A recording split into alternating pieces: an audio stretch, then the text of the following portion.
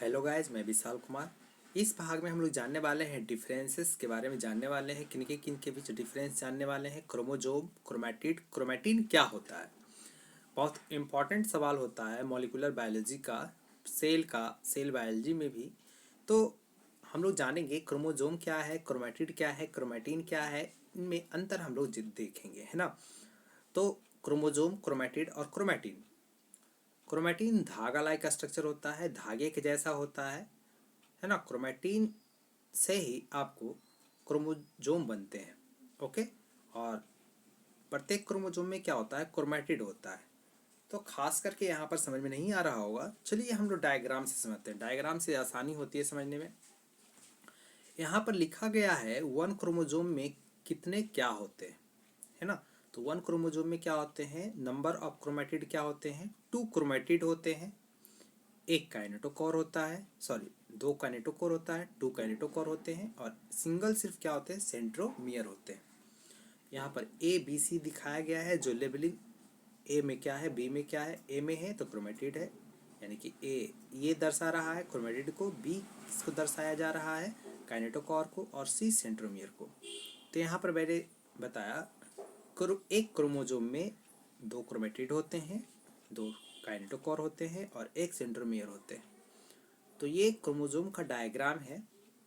तो ये और ये आपको क्या है, डैट इज सिंगल क्रोमैटिड है। क्या है, सिंगल क्रोमैटिड। इस तरीके से ये सिंगल क्रोमैटिड हुआ, तो दूसरे तरफ वाला दूसरा हुआ, तो यानी कि कितने क्रोमैटिड है, 2 क्रोमैटिड है। काइनेटोकोर कहाँ पर है, तो काइनेटोकोर जो है यहाँ है, इन साइड में 2 डॉट डॉट देख रहे हैं, ये आपको काइनेटोकोर है। सी में देखा जा रहा है, सी में आपको क्या है, डैट इज सेंट्रोमियर है। सेंट्रोमियर के इनसाइड ही काइनेटोकोर होते हैं। ओके, आगे की ओर बढ़ते हैं। तो ये मैंने बताया क्रोमोजोम, है ना। तो क्रोमोजोम डीएनए और प्रोटीन से बने स्ट्रक्चर्स होते हैं। अब यहाँ पर जाननी है क्रोमैटिड क्या है। क्रोमैटिड मैंने बताया एक क्रोमोजोम में 2 क्रोमैटिड्स होते हैं। अब देखिए 2 होगा तो ये बायवालेंट क्रोमैटिड कहलाएगा। एक क्रोमोजोम में 2 है, तो पहला वाला ये दूसरा वाला, तो ये बायवालेंट क्रोमैटिड कहलाया।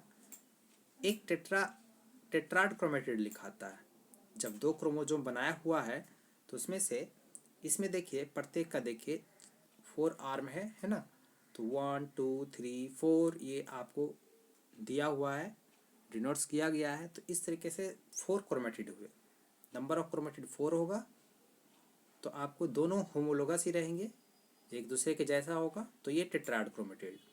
और सिंगल क्रोमोजोम में हम लोग कह सकते हैं बाइवैलेंट क्रोमैटिड होते हैं। ओके, अब जाननी है, हमने बताया क्रोमोजोम मैंने बता दिया, क्रोमैटिड मैंने बता दिया। अब हम क्रोमैटिन जानते हैं। जैसे कि क्रोमोजोम है ये, तो क्रोमोजोम में धागे के जैसा इस तरीके से क्वाइलिंग के जैसा आपको, है ना, क्या होता है, एक धागा होता है ना। वो धागा आपको प्रोटीनस होता है। इस धागे को ही क्या कहा जाता है, क्रोमैटिन कहा जाता है जनरली, है ना। तो ये धागा क्या हुआ, थ्रेड लाइक जो स्ट्रक्चर है, ये आपको क्या हुआ, क्रोमैटिन हुआ, है ना।